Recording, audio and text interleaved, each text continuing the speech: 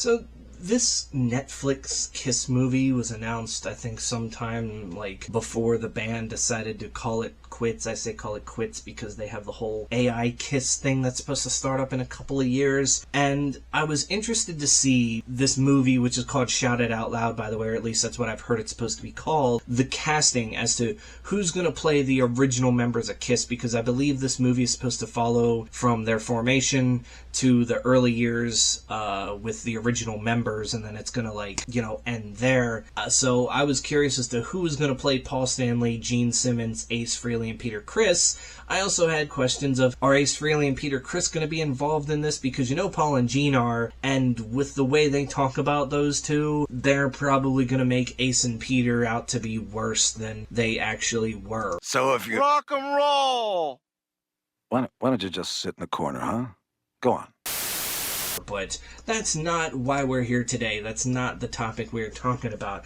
Because we have the first casting of the movie. One of the 4 Kiss members has been cast, or at least an actor to play one of the Kiss members has been cast in this new film. And of course, they started out with the lead singer, Paul Stanley. And basically, I remember hearing an interview back when they first announced this film that Paul Stanley said, you know, we want actors that aren't really well known. We want younger actors, you know, this kind of thing. So I kind of thought, okay, so when they go and they bring out, you know, the cast listing, it's probably going to be people I don't know. But the other day,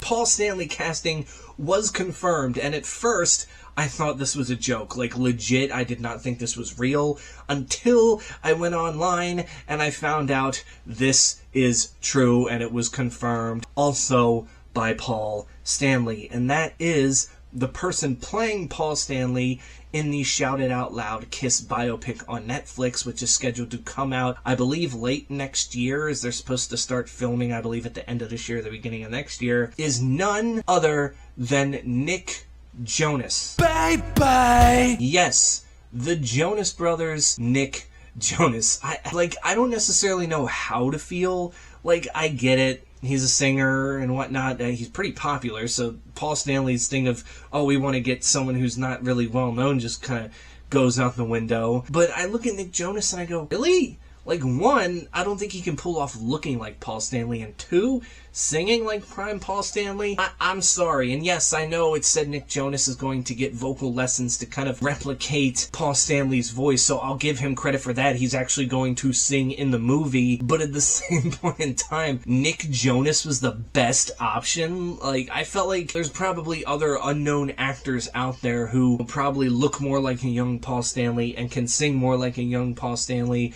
whereas Nick Jonas, I don't know how you can think that one of the guys from the Jonas Brothers is even fit enough to play him. You sure about that? You sure about that? You sure about that? Like, you can argue whether Nick Jonas has a good voice or not. I feel like for the pop music that he does, I guess it's okay at times. It can be a little annoying. But not once have I ever heard him sing where I said, man, he could play Paul Stanley in a biopic. Not once have I ever looked at him and said, man, he could play Paul Stanley in a biopic. Like, it just doesn't make sense. And it's making me wonder who's going to be cast for the other 3 members, because next they're starting the casting for Gene Simmons, and that is going to be interesting to see who they cast in that role, because good lord, what, are you going to get Jason Momoa, and they're going to be like, well, he's got long hair and whatnot, even though he's big and buff and not, you know, as much of a douchebag as Gene Simmons is. Like, I don't know the logic behind this casting, and I don't necessarily know how I feel about it, because when it comes to biopics, what makes or breaks them is the casting of the person or the people that you are making the biopic about. Walk the Line is one of my favorite biopics ever,